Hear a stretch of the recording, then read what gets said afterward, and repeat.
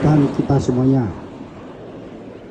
Kami warga Pedukuhan Balong Bimo Martami telah bermusyawarah dengan mengingat serta menimbang, akhirnya memutuskan tentang keberadaan warga pendatang LDII yang ada di RT 01 Balong.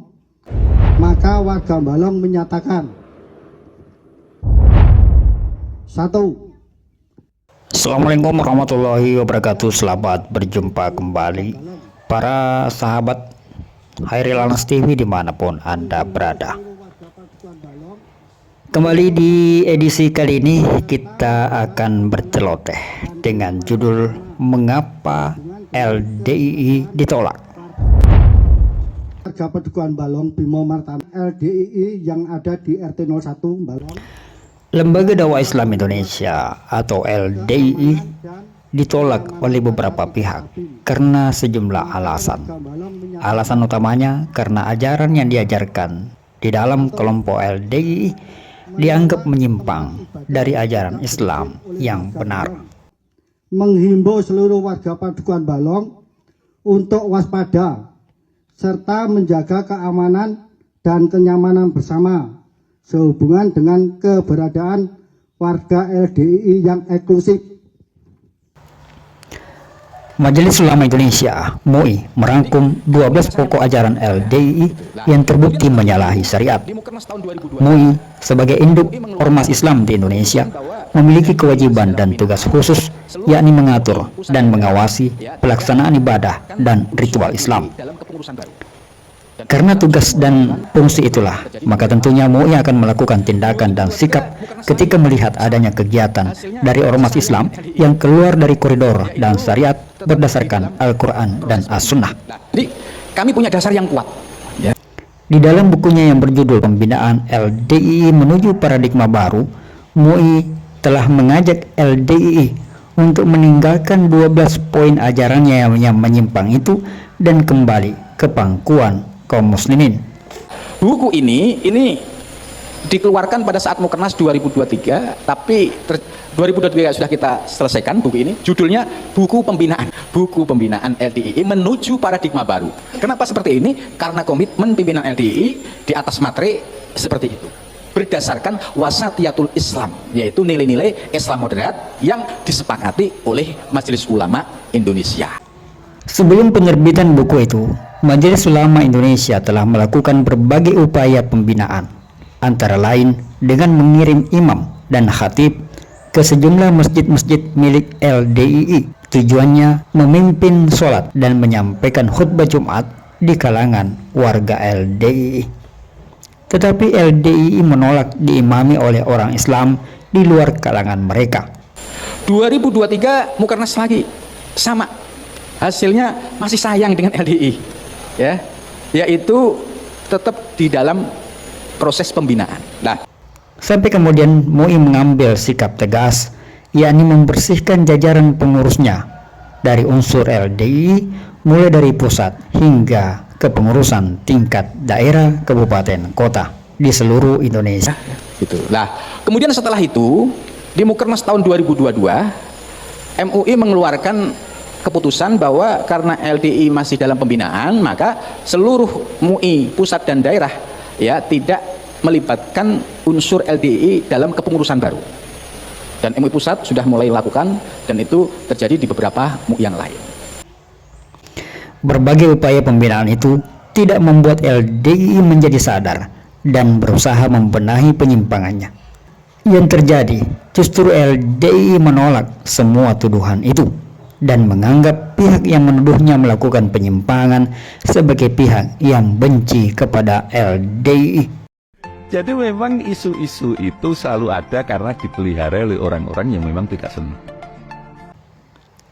Melalui ketua umumnya, Kriswanto Santoso, LDII mengklaim diri sebagai korban fitnahan dan korban konspirasi pihak-pihak yang menentang dan ingin merusak keberlangsungan jemaatnya.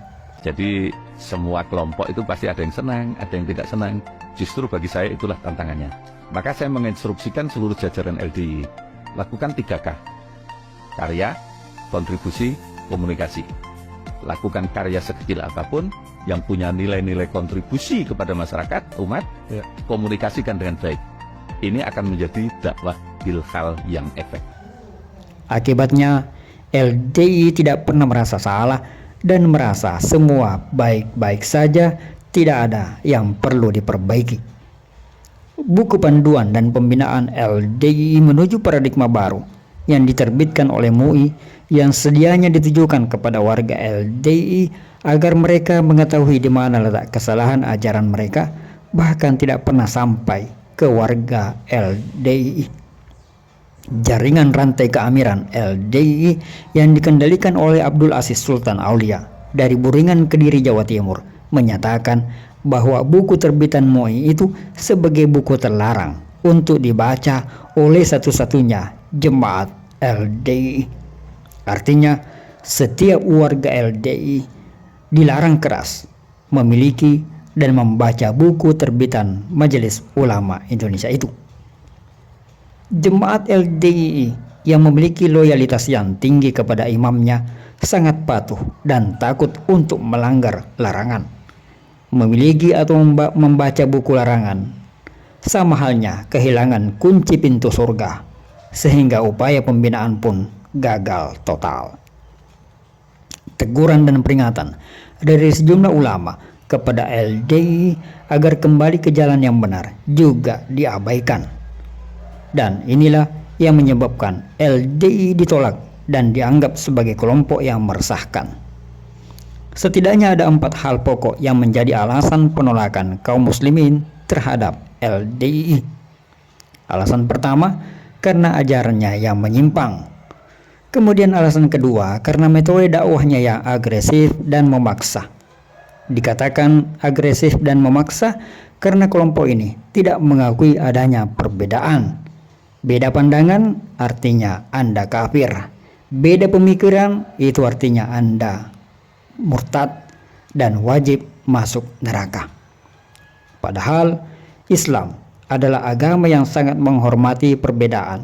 Perbedaan pandangan dianggap sebagai rahmat di dalam Islam, selama hal itu memiliki dasar dalil yang kuat dari Al-Quran dan Al-Hadis dan sesuai dengan contoh dari Rasulullah, maka itulah yang benar.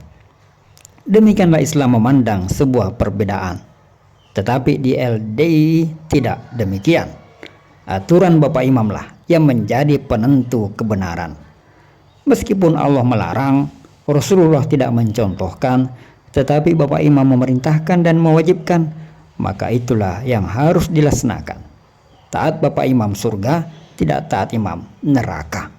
Itulah prinsip dakwah di dalam LDI. Demikian pula dalam hal larangan Bapak Imam. Meskipun Allah memerintahkan, Nabi membolehkan, namun imam besar LDI melarang, maka tidak boleh dilakukan. Bila ada jemaat LDI yang sembunyi-sembunyi melakukannya, maka dia dinyatakan telah melanggar dan wajib tobat. Tidak tobat artinya kafir dan wajib masuk neraka. LDII mengkafirkan yang bukan golongannya. LDII mengkafirkan yang bukan golongan dia. Hati-hati itu. Kalau dia nikah sama orang kita, dia pakai kuah supaya dapat buku nikah. Tetapi nikah itu menurut mereka nggak sah. Mereka wajib nikah menurut cara mereka. Salah satu contoh larangan Bapak Imam yang menyalahi aturan Allah Rasul adalah larangan Bapak Imam bagi jemaat LDI untuk bergaul dengan jemaat yang telah hijrah dan kembali ke pangkuan kaum muslimin setelah mengikuti arahan dari para ulama dan Majelis Ulama Indonesia. Mereka yang kembali pada paradigma baru ini dianggap murtad dan oleh karenanya harus diputus silaturahminya, tidak boleh disapa, tidak boleh ditolong.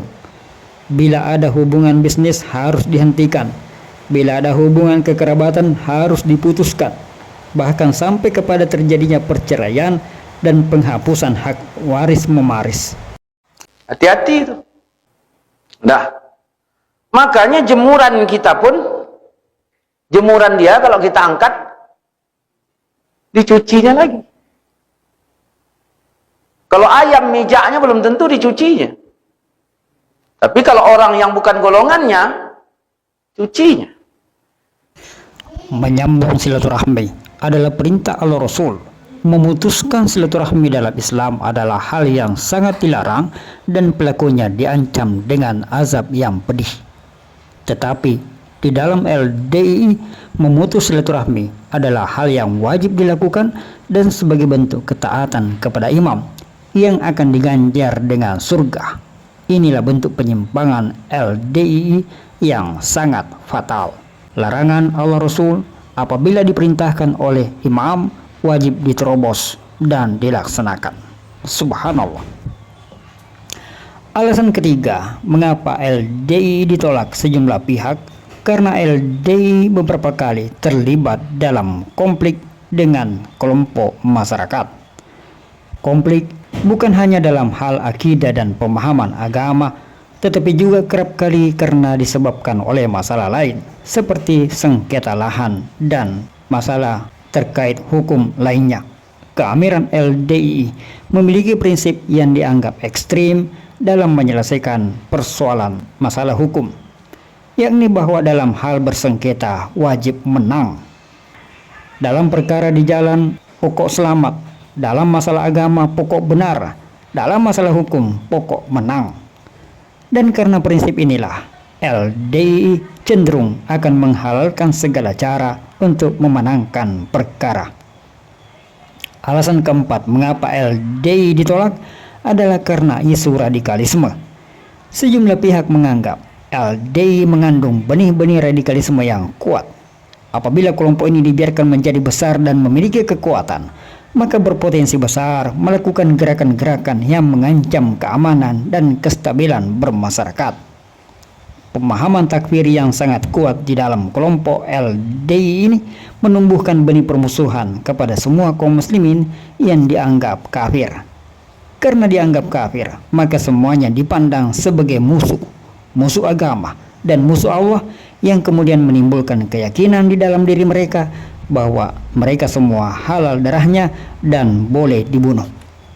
Inilah 4 alasan mengapa LDII ditolak oleh sejumlah pihak. Mari lindungi diri dan keluarga dari cengkraman kelompok LDII ini yang menjanjikan surga hayalan, yang mengklaim diri sebagai jalan tunggal menuju keselamatan, masuk surga, selamat dari neraka. Padahal jalan mereka yang sesungguhnya adalah jalan menuju kebinasaan yang abadi. Semoga mencerahkan.